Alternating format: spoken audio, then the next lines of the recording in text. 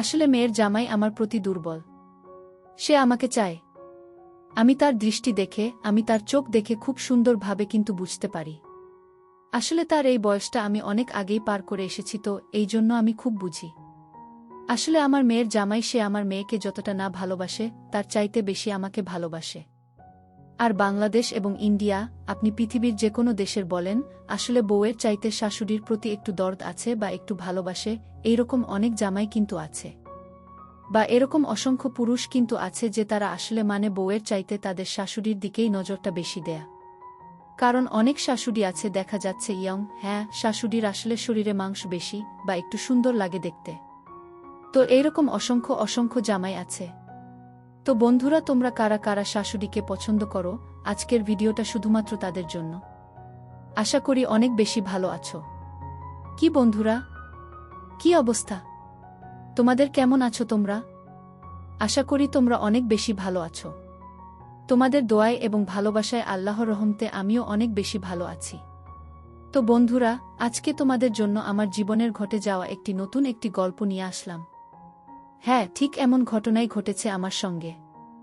আজকে তোমরা তো চেয়েছিলে, যে অনেকেই কমেন্ট করেছিলে যে আসলে জামাই শাশুড়ির প্রথম পার্টটা তোমাদের জন্য নিয়ে আসছিলাম। তখন তোমরা অনেকেই কিন্তু এই পার্টটা অনেক বেশি পছন্দ করেছিলে। তোমরা আমাকে বলেছিলে দ্বিতীয় পার্টটা যেন আমি নিয়ে আসি। তাই আমি তোমাদের কথামতো আমি দ্বিতীয় পার্টটাও নিয়ে এসেছি। আচ্ছা, আমার নাম হচ্ছে রূপালী, আর আমার মেয়ের নাম হচ্ছে সোনালী। এটা তো তোমরা সবাই জানো। আমার মেয়ের জামাই, সে কিন্তু একটু ভদ্র, ইনোসেন্ট, এরকম একটা মানুষ। তো আসলে আমি ইদানিং লক্ষ্য করতেছি, আমার হাজব্যান্ড যেহেতু দেশের বাইরে থাকে, বিদেশে থাকে, তো এদিকে বাড়িতে আমি একাকাই থাকি। আসলে বলতে গেলে আমার অভ্যস্ত হয়ে গেছে, একা একা থাকতে থাকতে না এখন আমার অভ্যাস হয়ে গেছে। আসলে প্রবাসীর যারা স্ত্রী আছে তারা আসলে জানে যে আসলে একা থাকা কতটা কঠিন বা কতটা কষ্টকর। আসলে একা কিন্তু একটা মানুষ বাঁচতে পারে না। তাদের কিন্তু অনেক কষ্ট হয়। কিন্তু তারপরেও কোনো কিছু করার নেই। আমাকে যে একাকাই বাঁচতে হবে, একাকাই থাকতে হবে। কারণ এছাড়া আমার আর কোনো উপায় নেই। তো বন্ধুরা, আমার মেয়ের জামাই ঠিক আছে? ও আসলে ইদানিং আমার দিকে খুব বেশি লক্ষ্য করতেছে। খুব বেশি বলতে, সে আমার জন্য একেবারে পাগল। আমি গোসলে গেলে সে আমার দিকে ড্যাব ড্যাব করে তাকিয়ে থাকে। আমি রান্নাঘরে গেলে সেখানে তো আসলে রান্নাঘরে অনেক গরম, আপনারা তো বুঝেন, তাই না? রান্নাঘরে মেয়েরা কিন্তু কাপড় চোপড় খুব একটা বেশি ভারী কাপড় চোপড় পরে না। খুব হালকা পাতলা সুতির কাপড় চোপড় পরে। আর এই কাপড় চোপড়ে কিন্তু সমস্ত কিছুই দেখা যায়। আর এই সুযোগটাই নিয়েছে আমার মেয়ের জামাই। সে আমার দিকে মাঝে মধ্যেই তাকিয়ে থাকত। তো ইদানিং আমার বাড়িতে বেড়াতে এসেছে মেয়ে এবং মেয়ের জামাই। আর মেয়ে বাড়িতে আসলে কি হয়? আসলে তার পুরনো যে সমস্ত স্কুল বা কলেজের বান্ধবীরা থাকে বা তাদের চাচাতো মামাতো বোন থাকে, তাদের সঙ্গে চলে যায় আড্ডা মারতে বা একটু বেড়াতে ঘুরতে। আর ঠিক এই সময়টাই কাজে লাগায় আমার মেয়ের জামাইটা। সে একদিন রাতে আমার কাছে এসে আমাকে আমার চুলে ধরতেছে, আমার শরীরে ধরতেছে এবং আমাকে কানে কানে ফিসফিস করে বলতেছে, কি যেন বলতেছে। তখন আমি হঠাৎ করে ঘুম থেকে উঠে বসলাম। দেখি, এ মনিরুল, আমার জামাই মনিরুল। তখন আমি মনিরুলকে বললাম, কি ব্যাপার মনিরুল, তুমি এত রাতে এখানে? তোমার বউ কি ঘুমাচ্ছে না? সে বলতেছে, আরে শাশুড়ি মা, আপনি এত সুন্দর একটা মানুষ, এত স্বাস্থ্যবান, আর আপনাকে দেখলে তো মনে হয় আল্লাহ নিজে হাতে আপনাকে সৃষ্টি করেছে। আর আপনি ওইরকম একটা মেয়ে আমাকে ধরিয়ে দিলেন যে একেবারেই রোমান্টিক না, একটু কেমন যেন। আসলে আপনার মেয়ে মুড বলতে কোনো কিছু নেই। ও আমাকে একটু ভালোভাবে বুঝেও না। আসলে আমার তো পছন্দ আপনাকে শাশুড়ি মা, সেই কবে থেকে, বিয়ের আগে থেকে। আমি আমার জামাইকে বললাম, জামাই, এইটা তুমি কি বলতেছ? এইটা কোনো কথা রে বাবা? আরে আমি তোমার শাশুড়ি, তোমার মায়ের সমতুল্য। তুমি কি আমার সঙ্গে এইটা বলতে পারো? সে আমাকে বলতেছে, আপনি আমার মায়ের সমতুল্য হতে পারেন, কিন্তু আপনার বয়স ওইরকম একটা বোঝা যায় না। আর আপনাকে দেখতে ভারী মিষ্টি লাগে। আর এরকম আপনার মতো মানুষ তো খুঁজে পাওয়া যায় না। আরে আপনাকে দেখলে যে কোনো পুরুষেরই অবস্থা একেবারে খারাপ হয়ে যাবে। শাশুড়ি মা, আমি এত কিছু বুঝতে চাই না, আমি এত কিছু জানতে চাই না। দেখেন না, আপনি এইভাবে আর কতদিন একা একা থাকবেন? 2 দিনের দুনিয়া, মরে গেলেও তো সব শেষ। আর তাছাড়া শ্বশুর আব্বাও তো বিদেশে থাকে, এভাবে আর কতদিন একা একা নিজের জীবনটা নষ্ট করে দিবেন বলেন তো? আর আমি আপনার জামাই, আপনি আমাকে বিশ্বাস করতে পারেন। আমাকে আপনি ভরসা করতে পারেন। আমি আপনার সঙ্গে বিশ্বাসঘাতকতা করব না। আপনাকে আমি কথা দিলাম, আপনাকে আমি শান্তি দিব, তৃপ্তি দিব, মজা দিব। আপনার যেইভাবে ভালো লাগে আমি আপনাকে সেইভাবেই দিব। আপনার কথা মতো আমি সেইভাবেই চলব। আপনার উপরে আমি কোনো কিছু বলবো না। মানে আমার জামাই আমার সঙ্গে এমনভাবে কথাগুলো বলতেছে, মনে হচ্ছে ও আমার নিজের মেয়ের জামাই না, আমার জামাই। আমাকে এতটা গাইড করতেছে, আমার এতটা খেয়াল রাখতেছে। সত্যি তো, আজকাল তো এরকম মানুষ খুব একটা বেশি খুঁজে পাওয়া যায় না। এরকম ভালোবাসা দেখাচ্ছে। ছেলেটা কিন্তু অসাধারণ। আমি ওর কথার প্রেমে, ওর ভালোবাসার প্রেমে সবকিছু বলতে গেলে। তো বন্ধুরা, আমি মনিরুলকে আর কোনো কিছু না ভেবে আমি ওকে বললাম, দেখো মনিরুল, এত রাতে তোমার আমার রুমে আসাটা ঠিক হয় নাই। যাও রুমে যাও, সোনালি যে কোনো সময় ঘুম থেকে উঠে যেতে পারে। আর ও উঠে যখন দেখবে ওর পাশে তুমি নেই, তখন কিন্তু ও সন্দেহ করতে পারে। তুমি তাড়াতাড়ি ওর রুমে যাও। আর এভাবে রাত বিরাতে আমার রুমে তুমি আসবে না। দেখো, আমার একটা প্রাইভেসি আছে। এই কথা বলে আমি ওকে ওর রুমে পাঠিয়ে দিলাম। পরের দিন সকালবেলা আমার মেয়ে ওর বান্ধবীদের সঙ্গে একটু মনে হয় কোথাও গেছে, ঠিক আছে? ওদের এক বান্ধবীর আবার জন্মদিন। তো আমি বললাম জামাইকে সঙ্গে করে নিয়ে যেতে। তো সোনালি বলতেছে, না, যেহেতু ওরা 4-5 জন বান্ধবী মিলে একসঙ্গে যাবে, তো সেখানে মনিরুলকে আসলে নিয়ে যাওয়াটা তাদের হচ্ছে না, কারণ তারা বান্ধবী যাবে, তো এজন্য সেখানে আর কোনো পুরুষ মানুষ নিতে চাচ্ছে না। এজন্য মনিরুল বাসায় থাকবে। তো মনিরুল সকালবেলা 10টার সময় আমি আসলে রুটি বানাচ্ছিলাম, তখন নাস্তা বানাচ্ছিলাম। মনিরুল সকালবেলা 10টার সময় আমাকে রান্নাঘরে এসেই আমাকে পেছন থেকে এসে জড়িয়ে ধরল। কোনো কিছু না বলে সে আমাকে পেছন থেকে এসেই জড়িয়ে ধরল এবং আমাকে জড়িয়ে ধরে বলতেছে, কি মাই ডার্লিং, কেমন আছো? কালকে রাতে তো আমাকে খুব গান দিলে। হ্যাঁ ডার্লিং, দেখেছ তোমার মেয়ে তো সকালবেলা ঘুম থেকে উঠেই চলে গেছে। সে আমাকে একটুও ভালোবাসে না। সে আমাকে বুঝার চেষ্টা করে না। আমি মনিরুলকে বুঝানোর চেষ্টা করলাম, আরে অল্প বয়স্ত জামাই, দেখবে সব ঠিক হয়ে গেছে। সে আমাকে বলতেছে, শাশুড়ি মা, আপনার শরীর এত গরম কেন? আপনি তো একদম হট হয়ে আছেন। বুঝেছি, শ্বশুর আব্বা নেই তো এই জন্য আপনি এত বেশি হট হয়ে আছেন। সমস্যা নাই, আমি কিন্তু কুলিং, আমি আপনাকে ঠান্ডা করে দিব। আমি তাকে বললাম, দূর জামাই, এসব বাদ দেও তো। আমি রান্নাঘরে আছি, আগুনে নাস্তা বানাচ্ছি, তে শরীর কি ঠান্ডা থাকবে নাকি গরম থাকবে? হ্যাঁ। কিন্তু সে আমাকে দুষ্টুমির ছলে আমাকে বলতেছে, না শাশুড়ি মা, আপনি যতই আগুন পানির নিচে তাকুন না কেন, আপনি কিন্তু একদম আগুন। এইটা কিন্তু মানতেই হবে। আমি বললাম, জামাই, তুমি যে কি বলো না বাবা, তোমার মতো এরকম মানে চেংরা মন বয়স আমার নেই বাবা। সে আমাকে বলতেছে, শাশুড়ি মা, একটা সুযোগ আমাকে দেন না। আপনার পেছনে কতদিন যাবত আমি পড়ে আছি। আরে আপনি যদি আপনার নিজের মেয়ের জামাইকেই বিশ্বাস না করতে পারেন, তাহলে আর কাকে বিশ্বাস করবেন? আপনি আমাকে বিশ্বাস করতে পারেন। আমি আপনার বিশ্বাসের মর্যাদা রাখব। আমি শ্বশুর আব্বা বা কাউকেই, আপনার মেয়েকেও বুঝতে দিব না। আপনি আমাকে যেইভাবে বলবেন আমি তো আপনাকে সেইভাবেই দিব। আপনার কথামতো চলব। তারপর আমি ভেবে দেখলাম, সত্যিই তো জামাই তো দেখতে অনেক লম্বা, হ্যান্ডসাম, এরকম একটা ছেলে তো আমি মনে মনে খুঁজছিলাম আসলে। আমার হাসব্যান্ড সে তো সৌদি আরবের একজন প্রবাসী মানুষ। 5 বছর পর একবার আসে 3 মাসের জন্য। আর 5 বছর অনেক সময়, আসলে এতদিন অপেক্ষা করা যায় নাকি? আর তাছাড়া প্রবাসীর বুড়া কি যে জ্বালা, তাদের কি যে কষ্ট, আসলে রাত হলে প্রত্যেকটা প্রবাসীর স্ত্রী জানে যে তাদের বুকে কতটা জ্বালা, কতটা কষ্ট। ভাই, আপনার যত টাকা পয়সা থাকুক, আপনি কিন্তু একা পৃথিবীতে বাঁচতে পারবেন না। আপনার একজন পার্টনার না হলে, আপনার একজন বিশ্বস্ত সাথী না হলে, বা বিশ্বস্ত একজন লাইফ পার্টনার না থাকলে না, আপনি পৃথিবীতে বাঁচতে পারবেন না। তো আসলে আমি একজন ছেলে খুঁজতেছিলাম যে 20 বছর থেকে 30 বছর, কিন্তু মনের মতো কাউকে পাচ্ছিলাম না। আর এই বয়সে এসে কার কাছেই বা বলবো? কারণ দেখা যাচ্ছে এখনকার চেংরা পোলাপানরা একটু দুষ্টু প্রকৃতির হয়। মোবাইল আছে হাতে, কোনো সময় ভিডিও বা ছবি ধারণ করে, কখন আবার ব্ল্যাকমেল করে। দেখা যায় জামাই থাকে বিদেশে, আবার বলতে পারে যে এই মুহূর্তে 1 লাখ টাকা না দিলে আমি আপনার হাসব্যান্ডের কাছে সব কিছু বলে দেব, পাচার করে দেব। হ্যাঁ, এরকম হয়, কিন্তু অনেক ছেলে মেয়ে আছে, কিন্তু এরকম করে। তো দেখা যায় এই জন্য আসলে ভয়ে কারো কাছে বলতে পারি না। আমি তো একজন হাউসওয়াইফ, সারাক্ষণ মনে করেন যে বাসার ভিতরে থাকি। ওরকম বাইরের মানুষের সঙ্গে আমার চলাফেরা হয় না, কারো কাছে মনের কথাগুলো বলতেও পারি না।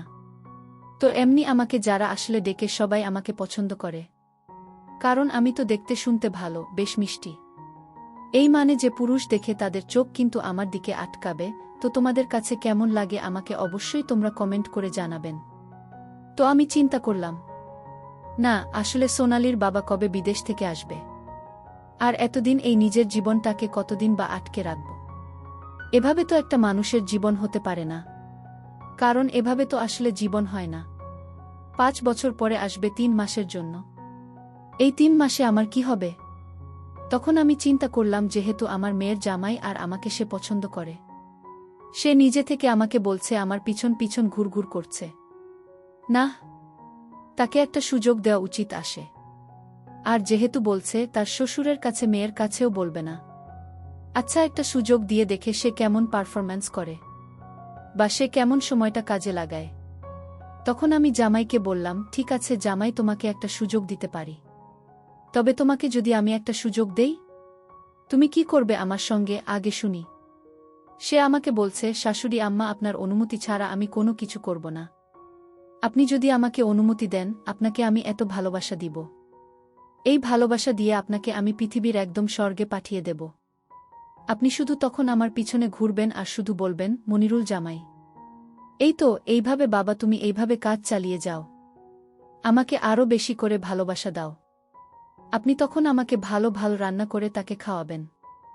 আরে শাশুড়িমা, আপনি হতে পারেন আমার শাশুড়ি, কিন্তু আমি আপনাকে কখনোই শাশুড়ির চোখে দেখি না। আরে আপনার মেয়েকে আমি যতটুকু ভালোবাসি তার চাইতে বেশি ভালোবাসি আপনাকে। আর তাছাড়া আপনার মতো একজন সুন্দরী মেয়েকে কেন ভালোবাসবে? আমার শ্বশুর একজন প্রবাসী মানুষ, বিদেশি মানুষ।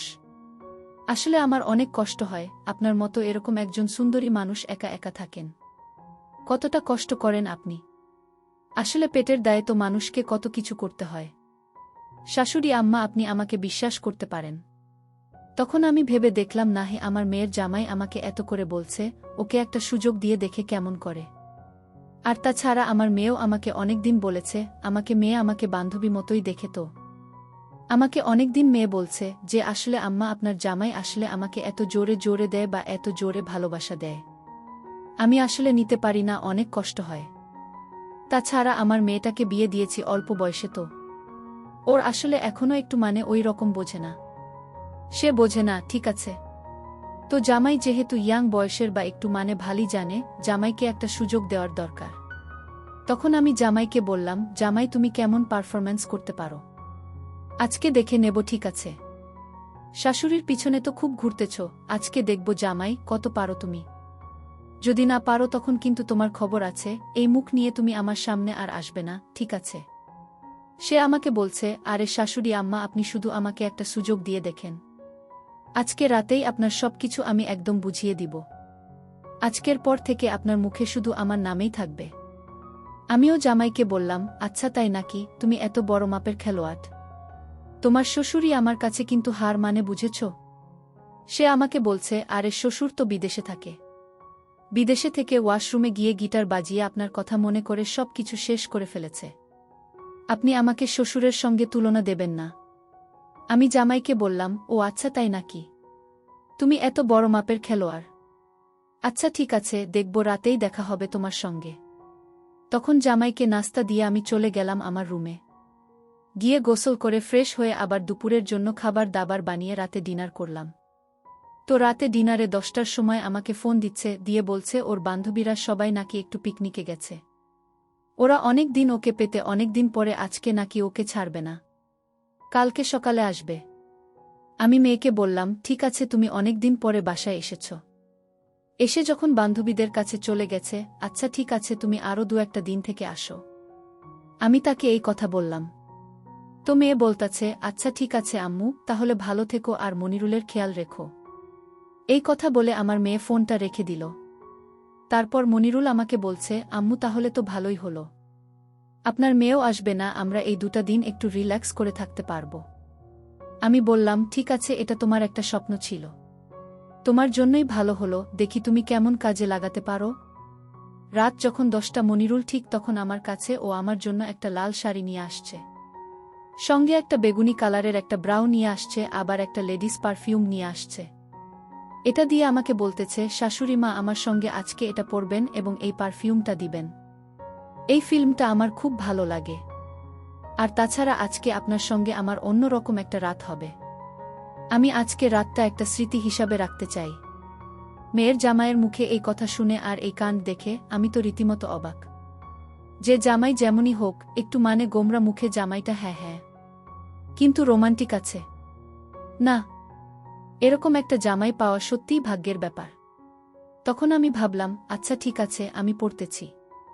ওর সামনে সেই শাড়িটা পরে, ব্রাউটা পরে, পারফিউমটা দিয়ে আমি বসে আছি।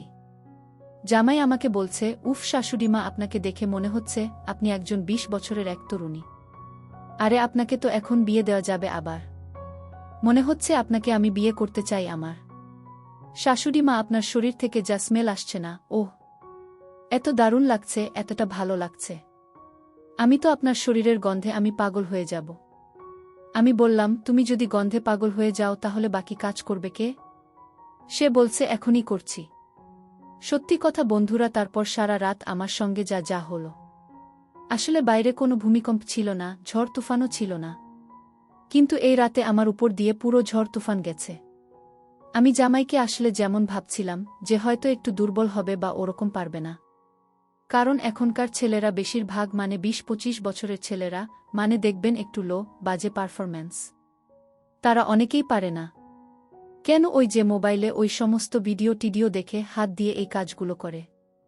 তারপর আবাসিক টাবাসিক এ যায়, কত কিছু করে। কিন্তু আমি আসলে জামাইকে ভাবছিলাম ওই রকমই। কিন্তু ওর প্রতি আমার ধারণা একদম ভুল। ওর শ্বশুর যদি হয় 100, জামাই হবে 300, মানে তার যেত 3 ডাবল। না, জামাই গাড়ি কিন্তু সারারাত খুব ভালোই চালাইছে। আমার উপর দিয়ে সারারাত এতটা জোর তুফান গেছে সেটা তোমাদের কি আর বলে বোঝাতে পারবো না।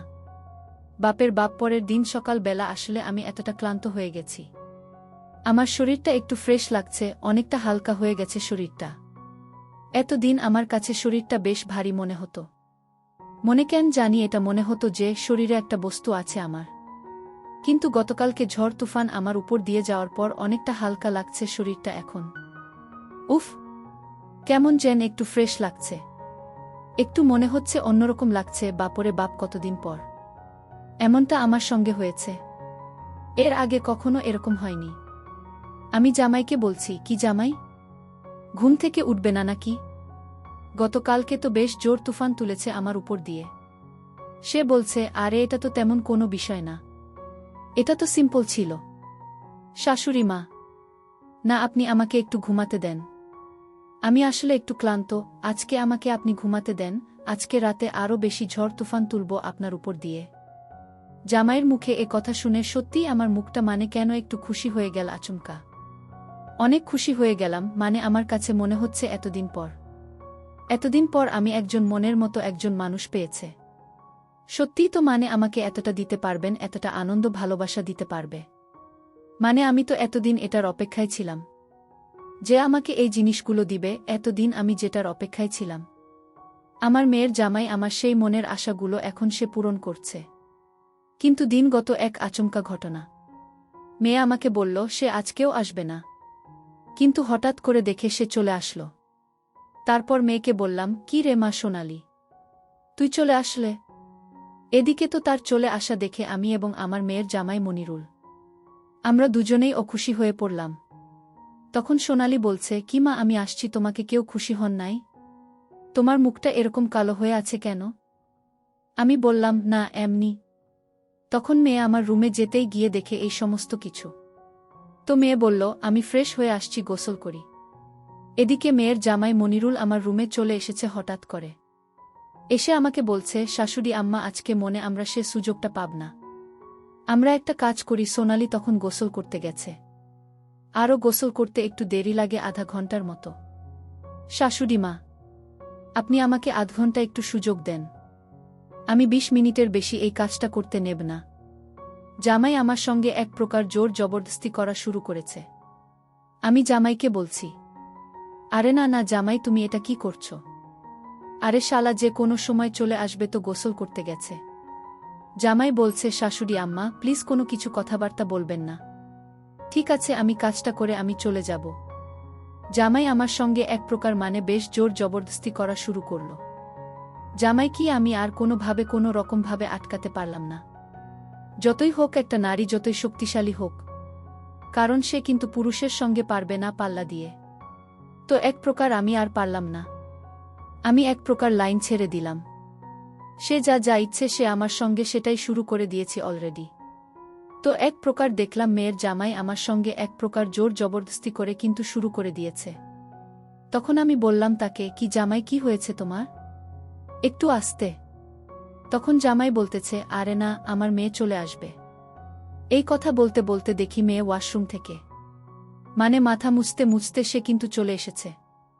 আর আমাদের রুমটা খোলা, জামাই এত তাড়াহুড়া করে আমার সঙ্গে যে দরজাটা লাগাব এটা লাগানোর সুযোগ পাই নাই। মেয়ে গোসল করে এসে ডেকে আমাদের এই অবস্থা। শাশুড়ি আর জামাই আমরা একই বিছানায়। আর এই রকম একটা পরিস্থিতিতে মেয়ে তো দেখে একদম অজ্ঞান হয়ে মাটিতে পড়ে গেল। তারপরে বলছে, ছিমা আমি এই দুদিন বাসায় ছিলাম না, তোমরা বুঝেই এই কাজ করেছ। আর মনিরুলকে বলছে, মনিরুল তুমি আমার জামাই হও, আর তোমার শাশুড়ি তোমার মায়ের মতো, তুমি এমন কাজটা করতে পারলে আমার মায়ের সঙ্গে? একবার তুমি আমার কথা চিন্তা করলে না? আবার আমার মেয়ে আমাকেও বলছে, মা তুমি জানো আমার বাবা বিদেশে আছে, তুমি একটাকে বাবার কথা চিন্তা করলে না? তুমি তো বাবাকে ঠকালে। মা তুমি আমার জামার সঙ্গে যদি এমনটা করতে পারো, তাহলে তুমি আরও অনেক পুরুষের সঙ্গেই এ কাজ করেছ। তখন আমি ওকে বললাম, না রে মা, বিশ্বাস কর, তোর বাবার এই জিনিসটা আমি কাউকে দিই নাই, এই আজকেই প্রথম। আসলে তো জামাইয়ের কোনো দোষ নেই। তোর জামাই এত সুন্দর হ্যান্ডসাম, আমি নিজেকে আটকে রাখতে পারিনি মা, আমাকে মাফ করে দে প্লিজ। এই কথা বলে মনিরুল বলল, না এখানে শাশুড়ির কোনো দোষ নেই, এখানে আমারই দোষ। আসলে তুমি আমাকে দিও না ঠিকভাবে। তুমি সারাক্ষণ একটু কেমন যেন আমার সাথে ব্যবহার করো। আমি আসলে একটু অসুখী, এই জন্য আমি শাশুড়ি মায়ের সঙ্গে একটু জোর জবরদস্তি করেই কাজটা আমি করছি। তখন আমি আর কোনো কিছু বললাম না। কি করব, এটা তো আমার ঘরের একটা ব্যাপার। এখন আমি যদি এখানে রাগ করে চিৎকার চেঁচামেচি করে কোনো লাভ হবে না। এটা আমার নিজের পরিবারের মান সম্মান নষ্ট। আমার মেয়ে আমাকে বলেছে, ঠিক আছে মা, যা হওয়ার হয়ে গেছে। আমি রাগ করে চেঁচামেচি করেও আমি আমার পরিবারের আসলে তোমাদের কাছ থেকে বড় হয়েছি। আমি চাই না তোমাদের মান সম্মান নষ্ট হোক, কারণ আমি তোমার মেয়ে। আচ্ছা আমি তোমাদেরকে মাফ করে দিয়েছি। এই কথা বলার পর মনিরুল বলছে, সত্যি? তখন একটু খুশি হয়েছি। তো বন্ধুরা, আসলে তোমাদের জীবনে এরকম কার কার হয়েছে, বা তোমরা আসলে এরকম এরকম পরিস্থিতিতে আসলে কে কে পড়েছ? আমি জানি অনেকে এরকম পরিস্থিতিতে পড়ে, আসলে বাংলাদেশে বা ইন্ডিয়াতে এরকমই অনেক মানুষ দেখেছি, যে ধরেন আসলে অনেক মেয়ে কিন্তু অল্প বয়সে বিয়ে করে, তারপর বিয়ের পর একটা বাচ্চা নিয়ে নেয়। তো দেখা যায় যে উনার মেয়ে বড় হয়ে যায়, কিন্তু মা মেয়ে কিন্তু একই এক সমান সেম। মার্কেটে গেলে দেখবেন অনেক সময় কোনটা মা আর কোনটা মেয়ে চেনা যায় না। অনেকে মেয়েকে রেখে মায়ের প্রতি ক্রাশ খায়, এরকম কিন্তু অনেকই আছে, ঠিক আছে? তো তোমার শাশুড়ির প্রতি এখনো পর্যন্ত কে ক্রাশ খেয়েছ, বা শাশুড়িকে তোমরা তোমাদের মনের কথাগুলো বলতে পারতো না? আজকে তোমরা কমেন্ট করে তোমাদের মনের গোপন সত্য কথাগুলো বলে যাও। আর এই চ্যানেলটিতে আরও নতুন ভিডিও নিয়ে আসব, সেই পর্যন্ত ভালো থাকবে। এই চ্যানেলের সঙ্গে থাকবে, চ্যানেলটা সাবস্ক্রাইব করে দিবে, এটা তোমাদের কাছে আমার একটা রিকোয়েস্ট। সবাই ভালো থাকবেন, সুস্থ থাকবে, আল্লাহ হাফেজ।